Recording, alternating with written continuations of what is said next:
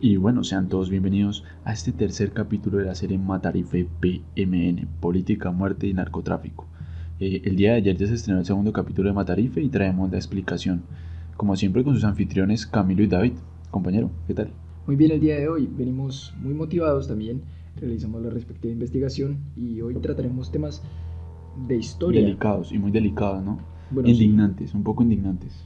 Sí, bastante indignantes y más que todo haciéndole un regalo a la historia que pues más o menos fue lo central de este segundo capítulo de Matarife. Así es, sí, él está un poco apoyando lo que él dice porque es un aparato de crimen organizado. Es apoyando su teoría en que no es el único que piensa eso, sino que hay una base teórica fuerte que apoya lo que él explica. No siendo más, David, explícanos un poco, introdúcenos más, ¿vale? A lo que vendría siendo las temáticas de este primer capítulo. Él empieza hablando del tema de Claude Roxin, que en mi opinión pues es un respetable señor que tiene muchos reconocimientos y que la teoría que él trata la vemos al día de hoy. O sea, impacta de manera directa en todo lo que ocurre con el tema del crimen. Así es, teniendo en cuenta porque esto modificó lo que vendría siendo el derecho penal en sí, El del mundo, mundialmente. sí, aplicó para muchas cosas en el mundo. En Argentina, Perú, Colombia. Todo esto recordemos que surgió ante la iniciativa de la Alemania nazi. Esto cuando terminó la Segunda Guerra Mundial, este penalista alemán con la teoría que sacó permitió la condena de los altos mandos nazis. Sí, porque los que no actúan directamente en los homicidios y en todo eso, de todas maneras por ser personas que afectan intelectualmente en un crimen X que sea, de todas maneras es como si ellos hubieran sido los que jalaran el gatillo. Sí, esto sirvió como dije anteriormente, la Alemania nazi porque estos altos mandos, estos dirigentes, hubieran podido haberse pasado como cómplices, ¿no es cierto? Sí, y las demandas penales que conlleva esto son muy pocas, Sí, son absurdas. exactamente porque, digamos, hubieran solamente incurrido en delito de complicidad y esto les hubiera dado condenas absurdas. Más sin embargo, como con esta modificación al derecho penal que hizo este señor con esta teoría, permitió que ellos fueran condenados como actores intelectuales de los crímenes cometidos. Pero bueno, entendamos un poquito más quién fue este señor, porque a pesar de que Daniel habla de él, pues sería interesante uno saber quién es en sí este hombre. Claude Rosin fue penalista alemán y bueno, también abogado contemporáneo de alta influencia. Tengamos en cuenta que este señor es acreedor de 20 honoris causa. Y no solo eso, sino que también es autor de diversos libros, como el libro de la autoría y dominio del derecho. Este libro, pues recordemos que también posibilitó el acceso a la cátedra de Derecho Penal por su parte. Creo que hizo 3 cátedras diferentes. Derecho penal, derecho de la constitución y otra que no recuerdo en este momento cuál es. También la teoría de la que estamos hablando es la teoría del dominio de la voluntad en aparatos organizados de poder. Esa es la que habla Daniel, ¿no? Eso, esa es de la que habla Daniel y fue planteada en el año de 1963. ¿Te interesaría, David, de pronto explicarnos un poco en qué consiste esta teoría del dominio de la voluntad? Bueno, lo que quiso explicar Roxin con toda esta teoría que él propuso es que en los crímenes organizados, donde hay una corporación, por decirlo así, hay actores intelectuales, que no son las personas que directamente van a hacer el daño, mas sin embargo, son personas que no son reemplazables en o estos aparatos de crimen organizado. Es interesante porque si él no hubiera propuesto esto, las penalidades hubieran sido, como dijimos en un principio, absurdas. Sí, servir solamente como cómplice, pues no es una condena apropiada para una de estas personas que prácticamente son monstruos, porque son los que dan las órdenes, básicamente. Claro, y hablando del tema, por ejemplo, de lo que habla incluso el propio Daniel, el de la Alemania nazi, estas personas, incluso la teoría que él propuso afectó directamente a una persona, ¿no? A la que más afectó, que fue Adolf Eichmann. No sé si se pronuncia así, no soy alemán. El caso es que esto permitió que, por ejemplo, gente como él que daba órdenes desde su oficina. De traslado a los judíos, ¿no? Sí, él lo que hacía era dar el traslado desde Europa hacia los campos de concentración para su posterior asesinato. Y esta gente, imagínese una persona de estas con una pena absurda.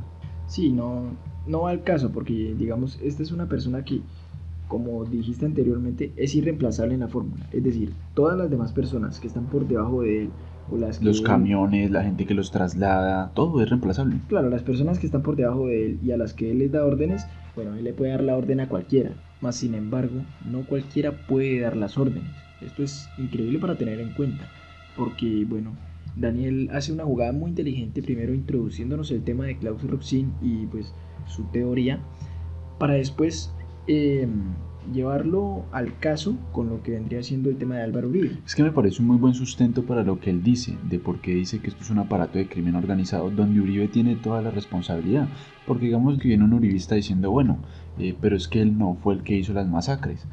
No tiene sentido, porque de todas maneras él aprobó las AUC, quienes hicieron las masacres. Eso quiere decir que él es directamente responsable, es como si él hubiera ido a hacerlas propiamente. Claro, y recordemos también que a él le gusta decir que él no sabe, que él no se enteró nada de esto, y bueno, así es como le gusta lavarse Incluso las manos. Daniel dice que ni siquiera si no se enteró, así no se haya enterado, de todas maneras es culpable.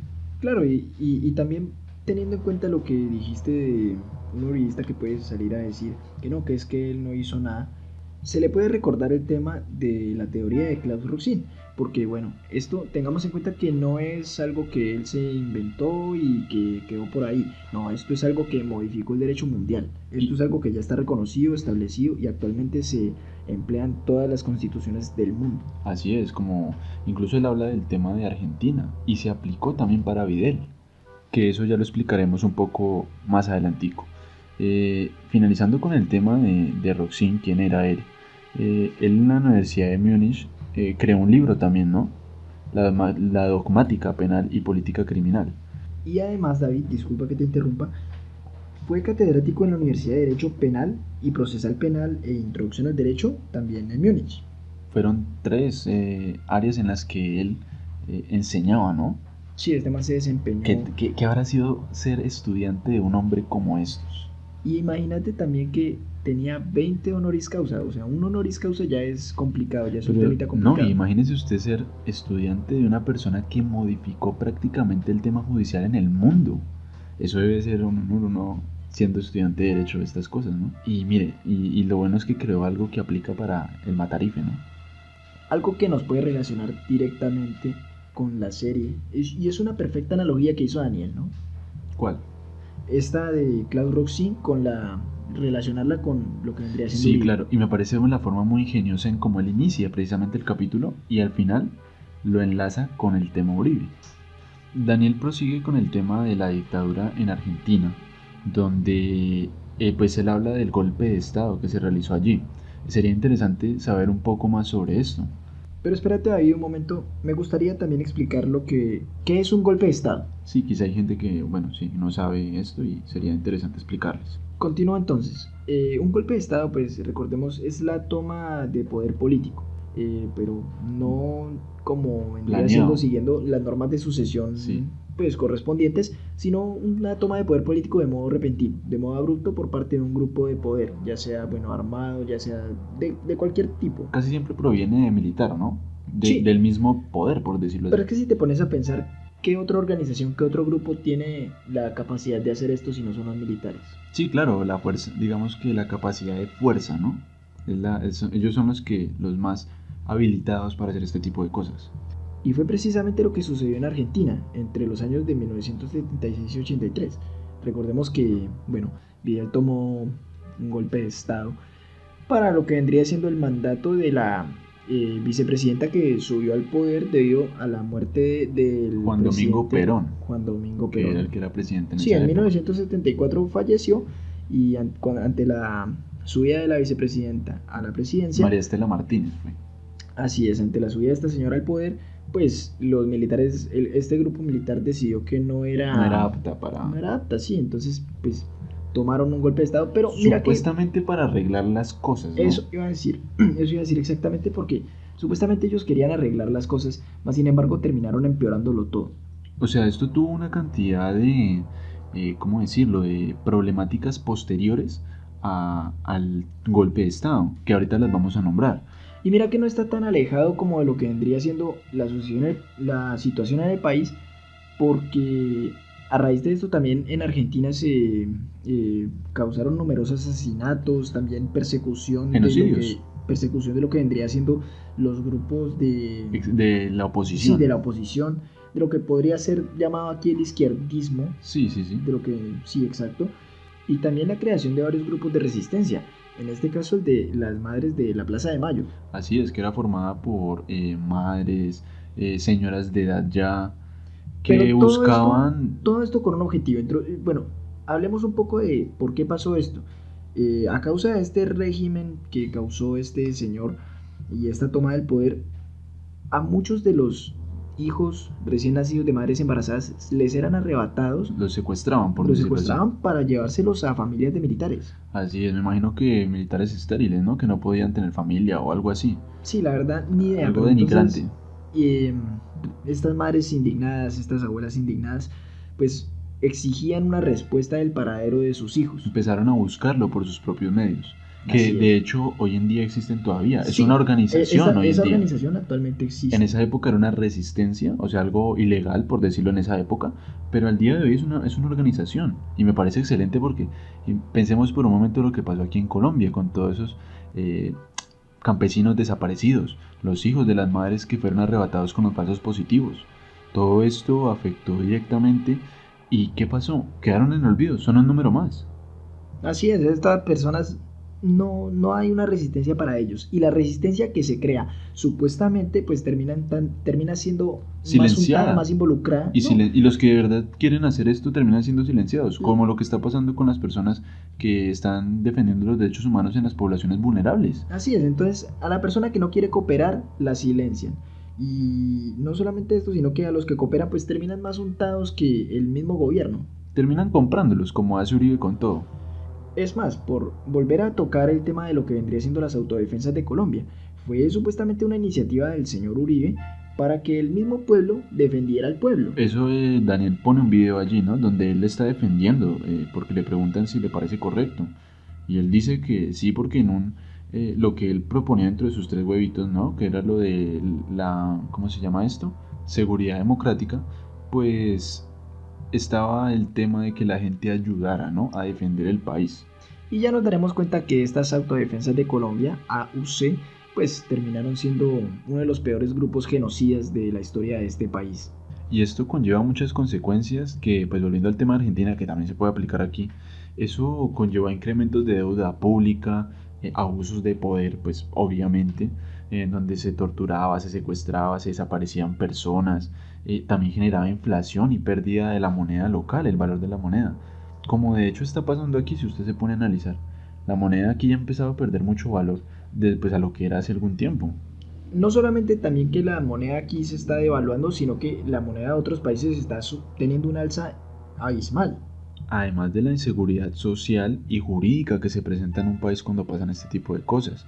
Eh, y aquí, mire, a pesar de que aquí no es un golpe de Estado ni una dictadura, bueno, una dictadura disfrazada de democracia, ¿no? Sin embargo, a pesar de que aquí públicamente no es eso, aquí hay un problema en la seguridad social y en la seguridad judicial. Lo podemos ver en el caso de Felipe Arias, lo podemos ver en el caso de las personas que apoyan los derechos humanos y las terminan matando, los líderes sociales que se llaman aquí. Por ejemplo, en el caso de Argentina, se estableció un poder de gobierno militar donde interrogaban, torturaban y ejecutaban a personas en centros de detención clandestinos. Que mire que no es tan alejado de lo que pasa aquí. Claro, a los líderes sociales lo llaman con mentiras de pronto a juntas, a conferencias y todas estas cosas y pues prácticamente los están llevando a su propia muerte. No, y sí, porque igual aquí también hay tema de sicariato, ¿no?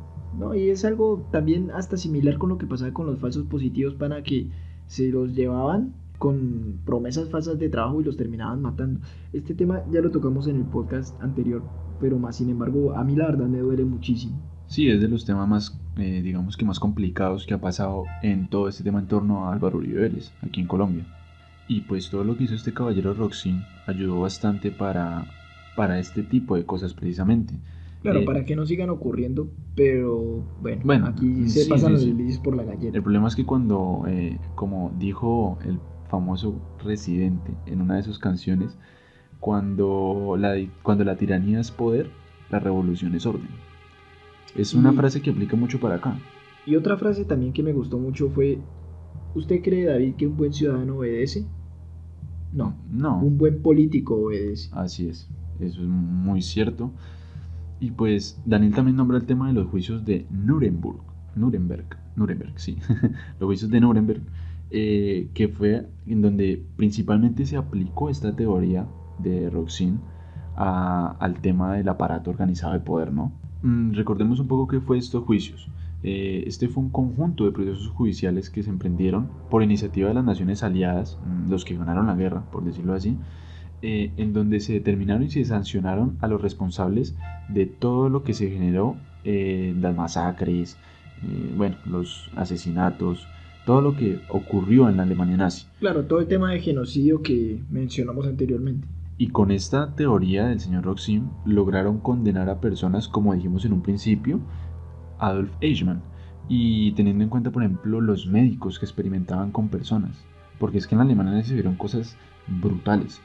Bueno, pero esto es un tema aparte que si nos vamos por las ramas, pues esto da para videos enteros, podcasts enteros. Además, esto es un tema ya muy analizado, ¿no? El tema de la Alemania nazi es un tema ya explorado en miles de documentales y verdaderamente no vale la pena acá tocarlo, tal vez en un Ahondarlo, podcast sí. futuro, tal vez en un podcast futuro, pero por ahora entonces lo mencionamos y es algo importante, Sí, es algo que se puede aplicar claro, porque actualmente. aplica lo de Roxin precisamente, o sea, es algo que nos da una base, nos da un apoyo para entender la teoría de este hombre. Y si estas personas lograron ser condenadas, entonces, ¿por qué no los altos mandos de aquí de Colombia? Porque Álvaro Uribe Vélez no está en la cárcel. Bueno, esto ya lo veremos en el futuro, ya que Uribe es una persona extremadamente poderosa y cuando el crimen está en el poder, pues difícilmente va a A ser sancionar el condenado crimen, a ser. sí, así es. Y bueno, pasando ya al siguiente punto, hay un concepto que me gustaría aclarar que Daniel dice y que ya lo ha nombrado varias veces, pero pues no lo hemos explicado. Y Y quizá es bastante importante. hay gente que quizá no sabe qué es eso, porque es que uno dice esa palabra y suena como, de todas maneras, como algo agresivo, ¿no? Más sin Como embargo, algo... suena, bueno, puede sonar un poco obvio, pero sí es bastante importante porque son de los principales integrantes de varios grupos de, por ejemplo, de lo que vendría siendo las Convivir o también el paramilitarismo actual. Y no, y incluso hasta las empresas que se vieron beneficiadas con el agroingreso seguro, que son Así los es. famosos terratenientes, que imagínense, además de ser terratenientes, son dueños de empresas. Sí, un terrateniente es, bueno, como su nombre lo dice, que posee tierras, terrateniente. Pero no cualquier cantidad de tierras, no un lotecito por ahí, no, grandes lotes extensos. Y bueno, me agrada que introduzcas el tema de agroingreso seguro porque algo que no explicamos muy bien y cómo funcionaba esto es que varios de los terratenientes, bueno, en algunas de las familias más poderosas del Magdalena, eran grandes terratenientes, es decir, tenían fincas de muchísimas hectáreas. Es decir, yo puedo tener una finca de 10.000 hectáreas, pero entonces en el tema de agroingreso seguro, bueno, se daban subsidios y estos subsidios no eran únicamente para gente pobre ni para gente humilde. Esto era para las personas que tuvieran parcelaciones. Pero entonces estas personas con grandes porciones de tierra para recibir subsidios extras, lo que hacían era Dividir, sí. dividir todo lo que vendría siendo esta finca. Entonces, Hicieron como trampa. sí, entonces una finca de 10.000 hectáreas la dividían en 5 y listo, ya tenemos fincas de 10.000 Recibían hectáreas. 5 ayudas. Recibían 5 ayudas. Entonces estos enriquecimientos ilícitos fueron los que fueron condenados por el tema de agroingreso seguro. Pero bueno, continuemos entonces con el capítulo. Aquí él ya procede a empezar a conectar el tema Álvaro Uribe Vélez con la teoría de Roxin. Y empieza a hacer como unas conexiones en la pared, ¿no? Esa es como la esencia de la serie, ¿no? Como empieza a conectar a personas con Álvaro Uribe Vélez. Claro, él como que va soltando la pistica por ahí en el capítulo anterior con sus conexiones y luego suelta el bombazo. ¿Cómo terminará ese esquema al final de la serie? ¿Con cuántas personas conectadas al central, al cabecilla de esta organización? Es que falta mucho por ver, es decir, van 2 capítulos y muchísima información. Yo me pregunto de verdad desde el ¿Qué fondo de mi tanto ser, va a decir? ¿qué tanto? En 50 episodios es Va demasiado. a durar un año casi, ¿no? Según Sí, las cuentas casi que ya se tienen. aproximadamente 11 meses, ¿no? Así es, 11 meses y medio. Bueno, pero esperemos que la gente no pierda el interés, ¿no? Porque este es un tema que enriquece un poco el conocimiento de la gente para evitar que personas como Duque, y perdónenme, lleguen al poder. Sí, entonces yo espero que esto suceda, es decir, que la gente no pierda el interés porque esto es un tema importante, esto es un tema de gran importancia, más que nada porque muchas personas, bueno, incluido yo, nunca había tenido el interés de investigar de lo que vendría siendo el pasado del país y el pasado de nuestros dirigentes, todo lo que vendría siendo temas de información que deberían ser de todo público. No, incluso nosotros estábamos hablando hace un rato, ¿no? Antes de empezar el podcast, pues en la investigación, que hay incluso propios uribistas que son uribistas por moda, que ni siquiera saben qué hizo Uribe en el país. Así como los hay izquierdistas también. Hay izquierdistas que también son por moda. O sea, A estos que les gusta decir, no, Uribe Paracus, ya. aquí en Colombia lo que hace falta es que cada persona tenga criterio propio, que entienda lo que pasa aquí, que esté informada, que sepa de historia, porque eso es lo que va a marcar la diferencia. Aquí necesitamos una reforma del poder y necesitamos saber qué es todo lo que ha pasado, qué es lo que conlleva elegir a un presidente, porque es que hay muchas personas que sí, van, votan en las urnas, pero es que las personas no alcanzan a entender la magnitud de qué puede pasar. Imagínense, nosotros... Poniéndoles el tema de Santos. Así es. Tengamos en cuenta de que Santos quiso hacer un golpe de Estado. Y lo que a mí más me genera impresión es que no solamente quiso hacer un golpe de Estado, sino que lo hizo con uno de los mayores genocidas de este país. Que más adelante vamos a tocar, quitando ¿no? el tema de Salvatore Mancuso, para mí que este man es peor. Eran iguales, ellos dos eran cabecillas de la UC. Sí, Salvatore Mancuso y este man que vendría siendo Carlos Castaño son la misma mierda, o sea, fueron creados en el mismo molde, no sé, porque los dos fueron genocidas, matones, fueron sicarios, han sido mafiosos. Este man de Carlos Castaño fue jefe paramilitar. O sea, han sido todo la hoja de vida de estos manes, el historial de estos manes ha sido increíble. Increíble que Carlos Castaño no haya pagado lo que debía, ¿no? Murió antes de ser encarcelado, ni un día de cárcel tuvo. Entonces, les invito un poco a investigar sobre quiénes son las personas por las que votan. Es decir, no solamente fíjense en lo que dicen en el momento, en las propuestas que realizan, sino también en el pasado. Es decir, ¿quién de ustedes sabía que Santos había planeado eso? Bueno, en un podcast anterior lo mencionamos, pero para los que no lo hayan visto, ahí les tiro el dato. O sea, Santos planeó hacer un golpe de estado con este señor, este genocida, paramilitar, asesino y encima perpetrador de múltiples masacres. Otro innombrable, precisamente un matarife también, pero a grandes escalas. Continuamos entonces con el tema de Ramsés Rueda Rueda. Él es una de las personas que aparece conectada con Álvaro Uribe Vélez en este cartel, ¿cómo decirlo? En esta unión que hace Daniel con todas las personas que están en el círculo de Álvaro Uribe Vélez. Pero mire que a mí me pareció algo muy curioso sobre él, quizás desinformación de nosotros, no lo sé. Si hay alguien que está aquí viéndolo y puede decirme en los comentarios. Yo, a pesar de que investigué sobre Ramsés Rueda Rueda, no tiene algo que lo relacione con cosas ilegales. Y me parece curioso que Daniel lo conecte. Pero mira que el hecho de que Daniel lo conecte puede ser indicativo de que en un próximo capítulo va a soltar algo sobre él. Pues de hecho, como lo hizo. Sobre lo que vendría siendo de la vicepresidenta Marta Lucía Ramírez, que la conectó en en el video anterior. Y bueno, aún no ha dicho nada realmente sobre ella. Pero volvió a aparecer, ¿no? Volvió a aparecer. Y es bastante curioso el historial de esta señora porque la han mantenido muchos años en el poder. A mí me parece que... Desde el gobierno Uribe, precisamente. Sí, no, desde el gobierno de Pastrana. De Pastrana, eso es. Desde el gobierno de Pastrana, pero ha pasado por múltiples periodos presidenciales como ministra. Y también fue senadora en un punto, pero sin embargo renunció. Y escalando a llegar a vicepresidenta. Esperemos que ahora Uribe no la va a colocar de presidenta. Entonces, la verdad a mí me parece raro que a esta señora la mantengan tanto en el poder. ¿Qué sabrá? Y qué sabrá Daniel que nosotros no, porque la ha conectado bastante en estos últimos días. Ha hecho énfasis, sí, ha hecho bastante énfasis en lo que vendría siendo esta persona. Sí, y en teoría ya está limpia, ¿no? Limpia entre comillas. No, pero tengamos en cuenta que ella fue ministra de Defensa en la época de Álvaro Uribe Vélez. Ella estaba informada absolutamente, así como Santos, estaban informados de todo lo que estaba ocurriendo.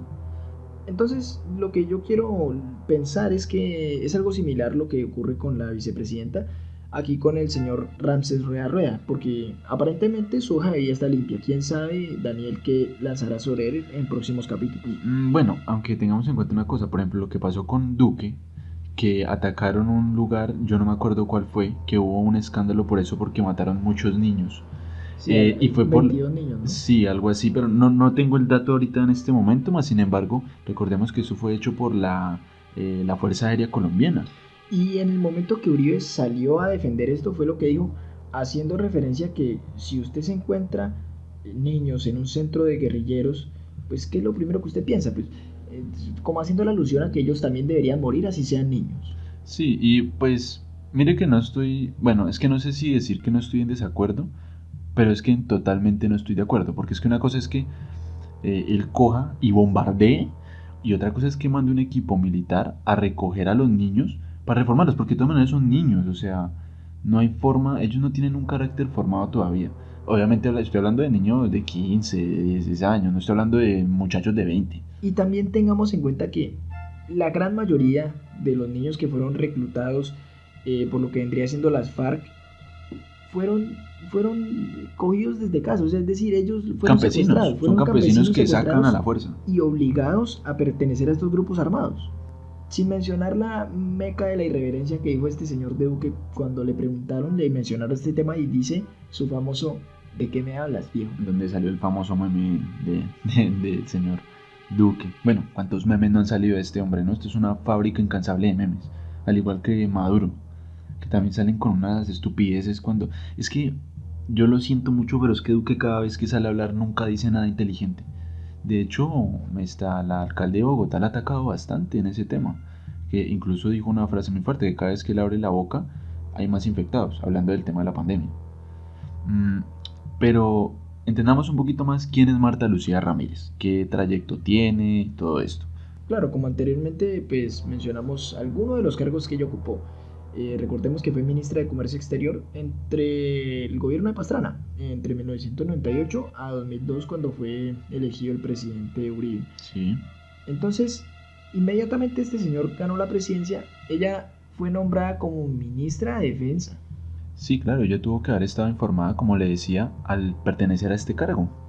Y recordemos que ella fue la primera mujer, o la única más bien, en ocupar este puesto. Al igual que el de vicepresidenta actualmente, ¿no? Sí, rompiendo récords en Colombia. También en 2006 fue elegida senadora de la República por el Partido Nacional, por el Partido de la Unidad Nacional.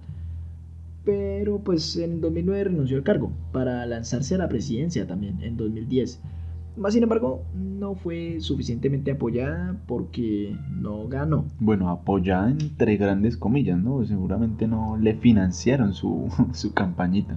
Sí, pues actualmente como la conocemos, en 2018 es la vicepresidenta y está sobrada, ¿no? No, pero esa señora llega a quedar en el poder y la verdad, yo ya he hablado con muchas personas de esto, en el caso, digamos, de que algo pase con Duque. Me voy de Colombia. Sí, hay gente que la detesta, terminan haciendo un golpe de estado como en Argentina. No está preparada para subir al poder. Sí, la verdad es que, de hecho, uno se pone a pensar y los vicepresidentes casi nunca están preparados, ¿no? Para quedar en ese cargo.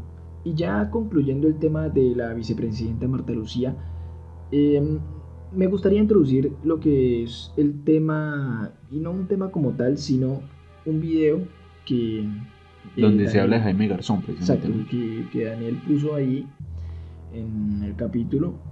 Y es precisamente un momento en el que prácticamente es una amenaza que le hace Fabio Valencia Cosio a el ya fallecido Jaime Garzón. Así es, y bueno, pues lo que parece ser una amenaza, ¿no? Porque es que la forma en que lo dice...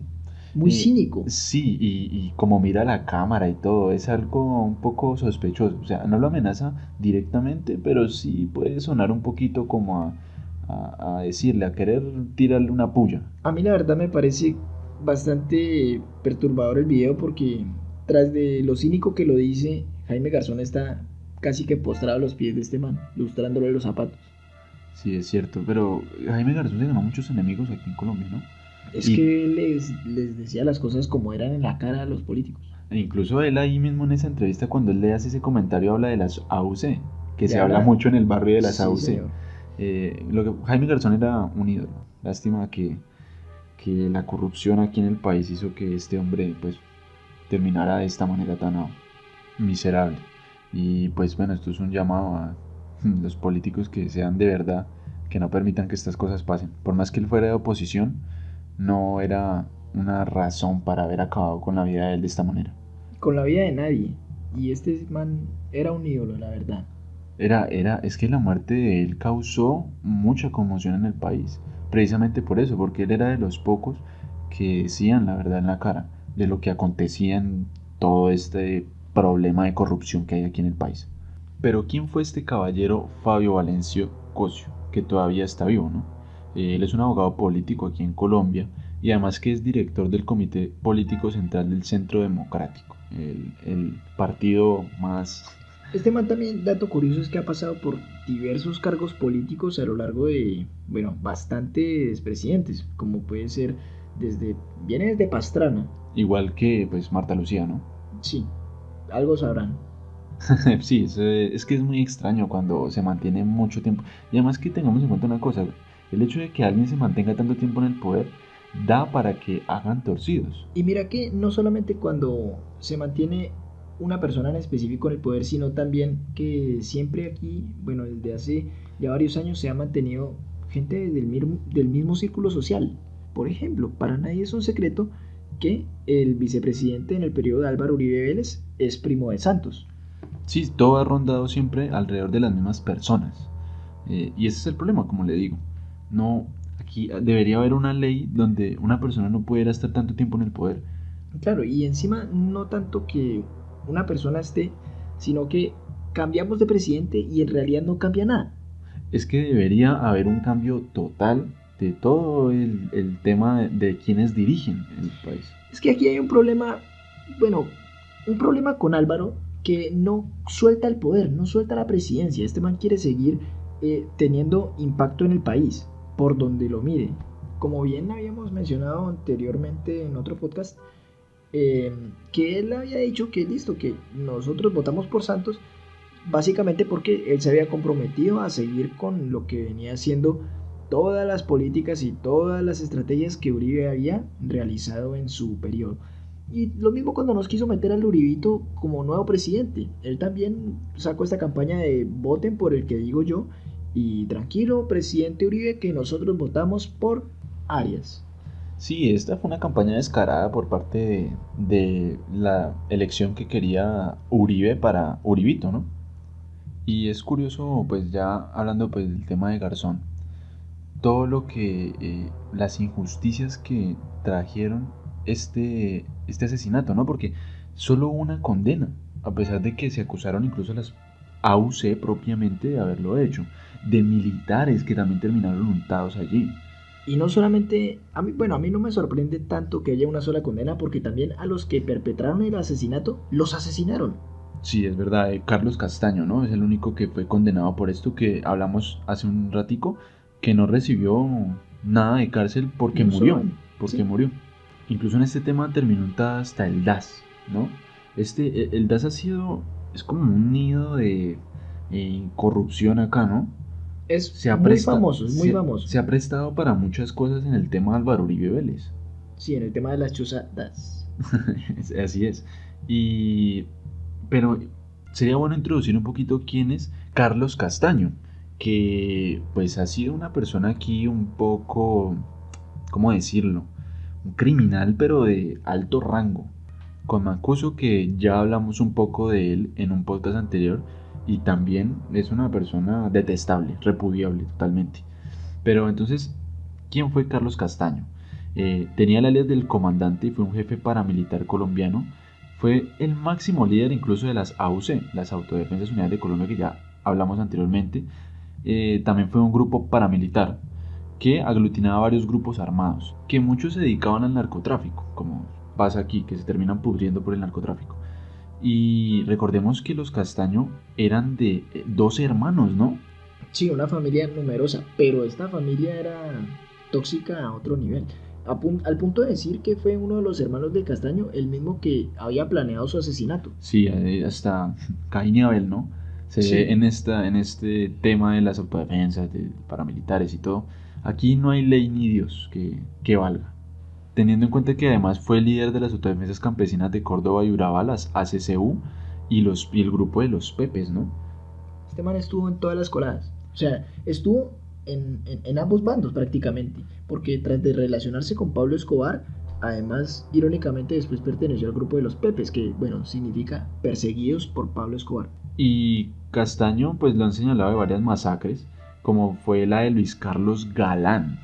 O sea, estamos hablando de algo bastante fuerte, que ha tocado la historia, que ha cambiado el rumbo de la historia colombiana. Claro, y es que este man le gusta, este man tenía predilección por las personas importantes, como Galán, como lo que Garzón. vendría siendo Garzón. Este man odiaba, detestaba a Garzón. Bueno, de hecho, en Le, algún le artículo llamaba que leímos, Betún, ¿no? le llamaba Betún, pero despectivamente. Y a él le Lo odiaba, molestaba eso. le molestaba demasiado. Sí, sí, sí. Y lo importante aquí es lo que habla Daniel, lo que muestra en el capítulo sobre las masacres del Salado. Que la verdad, investigando un poco sobre este tema, fue una de las cosas que más nos tocó, ¿no? Sí, la verdad, David, para mí fue muy fuerte. Y a mí me duele cada vez que yo me informo más sobre este país porque todo lo que veo es malo, todo lo que veo son jefes criminales, capos, guerra, droga, matanzas y genocidios prácticamente. Es la palabra para esto. Y que uno se pone a mirar lo de la masacre del Salado, por ejemplo, y fue sin razón, o sea, fue porque les dio gusto hacerlo. Aparentemente es así, porque investigando no encontramos una causa aparente. Sí, incluso vimos una entrevista del Tiempo, que pues conmemorando los años que han pasado desde que ocurrió esto, precisamente en 2020, Sí, y, esto ocurrió en el 2000, entonces y el 22 de me parece febrero. muy curioso que una señora de las que entrevistan dice que al día de hoy le siguen llegando amenazas. Recordemos que esto ocurrió en 2000, en el año 2000. Claro, y según los mensajes de texto que ella mostró abiertamente a la cámara, las amenazas provienen de las AUC. Este grupo Bueno, que se hoy en día supone que ya está extinto. sí, la cosa es que hoy en día se conocen como águilas negras, ¿no? Sí, Que bueno, las águilas negras son... como las personas, los disidentes de las AUC. Sí, como los que se desmovilizaron de las AUC, entonces conformaron este grupo, como puede decirse, narcoparamilitar. Los cuales tengamos en cuenta que amenazaron a Daniel. Y en esta masacre, pues se vieron muchas cosas un poco que hieren la sensibilidad de la gente, ¿no? O sea, viendo la entrevista, hablando de la entrevista que nosotros vimos, cómo la gente tenía que salir corriendo, estaban violando mujeres, matando gente, ahorcando jóvenes, o sea, y decía que con cada muerte celebraban, ¿no? Sí, es lo más cínico de todo esto. Es que estas personas no Son enfermas. ni siquiera se les puede llamar animales. Esta gente son, no sé no sé cómo Es un llamarlos. denigre para el ser humano. O sea, a pesar de que el ser humano es un ser un poco detestable, porque nosotros, pues si nos ponemos a mirar otros ámbitos, dañamos el ambiente, nos matamos entre nosotros, pero cosas como estas ya van a otro nivel. O sea, ya es algo enfermo, ya es algo que no tiene sentido, que no va de acuerdo al comportamiento humano. A mí me parece que va más allá de la razón humana. Es que esto es un acto ya, o sea, yo diría tan ruin, tan rastrero que no está al alcance de mis dominios del saber, del conocimiento. Yo no puedo entender cómo es que bajo ningún motivo podría causarse un evento en el que simultáneamente se asesinaron a más de 66 personas. Que les dicen que les cortaban la cabeza con motosierras. Por eso, bueno, por eso es que Daniel Hace tantas hace tantas referencias a eso, ¿no? referencias a las motosierras y le dicen Oribe, bueno, el señor de las motosierras. Así es, y bueno, ya casi concluyendo este podcast, ¿no? Es hacer un llamado a que investiguemos. Eso es lo que yo quiero promover en este podcast. Que investiguemos un poco el pasado de las personas que nos dirigen. Que no solo salgamos a votar porque es un derecho, porque es que en el momento que usted vota mal pierde ese derecho. Escojamos bien a nuestros dirigentes. Recuerden que ellos son los que nos van a dirigir 4 años. Y como dije, nosotros nos tocó la desgracia de afrontar una pandemia con Duque. No estoy diciendo que si hubiera ganado Petro hubieran sido mejor las cosas, porque no lo sabemos, jamás lo vamos a saber. Pero sepamos un poquito de quién fue esa persona que va a ocupar ese cargo tan importante para él y para nosotros más que todo. No escojamos gente que permitan cosas como las que permitió Álvaro Uribe Vélez. Aprobar unas autodefensas que lo único que hicieron fue hacer daño en el país, que generaron masacres de este tipo, en donde a una señora que ha pasado ya 20 años y a ella la siguen amenazando. ¿Cómo es posible estas cosas? Esa persona se vuelve una cifra más, que ella incluso fue una de las violadas, porque ella lo dice, que a ella le tocó vivir esa época y a ella la violaron y la torturaron. No es posible que esa persona que aprobó eso haya sido escogida por nosotros mismos. Qué desagradable. Pensemos un poquito antes de escoger a nuestro representante. Y es que, hermano, nosotros aquí en Colombia podríamos ser perfectamente una potencia. Es más, uno de los temas uno de los ejemplos que quisiera darles, que viene por parte de una persona llegada a mí, vendría siendo el ejemplo de Alemania. Tras de perder 2 guerras mundiales y quedarle debiendo indemnizaciones a prácticamente todo el mundo, es un país que se ha logrado recuperar y actualmente tiene una de las deudas externas más bajas de todos los países, de todo el Teniendo que globo en algún terráqueo. momento fue la más alta, ¿no? Fue una de las más altas. Alguna de las más altas. Pero es que apoyaron su fuerte en el Así país. es, Alemania antes de las 2 guerras ya era potencia industrial. Es decir, estas personas, estos alemanes, lograron reconocer cuál era su fuerte y cómo explotarlo. Nosotros aquí en Colombia somos una gran potencia en lo que vendría siendo la agricultura. La gastronomía también. La gastronomía. Hay gringos que vienen simplemente a comer acá porque la comida ya es desagradable y aquí hasta la sazón es rica. Y los sitios turísticos no los podemos dejar atrás. Por ejemplo, lo que vendría siendo Caño Cristales, el río de los 7 colores, el Parque de Tayrona, hay el desierto de la Tatacoa. Hay un montón de destinos turísticos acá que son llamativos para la gente del exterior. Mas, sin embargo, no nos enfocamos, el gobierno acá no se enfoca en explotar lo que realmente Aquí vivimos lamiéndole las necesitamos. botas a la gente de afuera. Así es. O sea, aquí no se explota lo que realmente debería explotarse. El café, eso lo dije en el directo. Para los que no lo vieron, yo dije en el directo. Aquí en Colombia somos el más grande productor es Brasil, pero el mejor café lo tenemos aquí en Colombia. Incluso usted me puso un ejemplo de una persona que vio. Sí, no recuerdo actualmente el nombre. Él es un colombo alemán que él estaba repartiendo café en unos parques de Alemania. Y bueno, él estaba haciendo esto con objetivo de recaudar fondos para donar a las personas vulnerables aquí en Colombia por la pandemia. Pero los alemanes mismos decían, el café que se cultiva allá no tiene punto de comparación con el café colombiano. Y también lo que vendría siendo el aguacate Hass, es un tesoro no explorado aún. ¿Y cómo es posible que se lo vendamos al exterior para que nos lo vendan a nosotros más caro? Sí, porque el café, por ejemplo, de esta multinacional de cafés, Starbucks, ese café es café colombiano. Y nosotros con nuestro delirio americano Lo compramos carísimo. Así es. A precio de dólar prácticamente. Correcto. Entonces, esto es un llamado. Investiguen, lean, no les dé pereza leer. Miren videos. Hoy en día existen cosas como los videos y son bastante ayuda para informarse de los temas. Pero miren videos de fuentes no ultra izquierdistas, ultraderechistas. Miren videos que sean objetivos. Bueno, yo creo que con esto ya llegamos al final de nuestro podcast. Me parece que fue productivo, me parece que fue bien tiempo. Y no, los invito a que se suscriban al canal, a que nos sigan en iVoox también, porque es importante, me parece que estamos hablando de temas constructivos que muchas personas deberían saber. Queremos también hacer una invitación a que nos sigan en nuestras redes sociales, a que se unan en nuestro grupo de Telegram como Matarife PMN. Estaremos compartiendo los enlaces en nuestras redes sociales y recuerden que estaremos haciendo directo en Facebook el día martes, hablando sobre el tema de la ñeñe política o el tema de las decisiones presidenciales que, bueno, hemos sido testigos en los últimos días. Todo esto lo vamos a consultar en la encuesta que vamos a hacer en el grupo de Telegram que precisamente tenemos, ¿no? Porque es importante saber la opinión de la gente. De todos modos, esto es hecho para la gente y es importante saber la opinión de ellos. Entonces espero les haya gustado el podcast del día de hoy. Espero les haya quedado un poquito más claro todo lo que Daniel habla y que, bueno, nos empiecen a seguir a ver si logramos que las personas cambien un poco esa manera de pensar tan poco, ¿cómo decirlo? Sí, tan falta de conocimiento. Bueno, recuerden que si quieren apoyarnos pueden dejar su like, suscribirse y compartir con sus demás allegados. Hasta luego. Hasta luego.